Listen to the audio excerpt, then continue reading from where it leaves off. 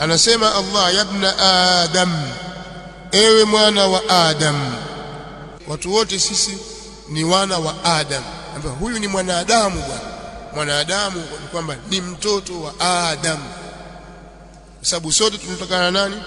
Na Adam. Wa Adam min turab, na Adam anatokana na mchanga, hatokani na nyani wala sokwe kama mnavyosoma huko maskuli, mkadanganywa na mkaharibiwa akili zenu kwamba asili ya mwanadamu ni sokwe.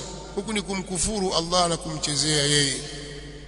Mwanadamu hatokani na sokwe. Masokwe miaka milioni 14 iliyopita, yale masokwe yalikuwa yamekwenda kidogo kidogo kwa ile athari ya kusimama kuchuma majani na kuchungulia kwenye vichaka kuangalia maadui, mpaka nyonga zao zikanyooka wakaweza kutembea.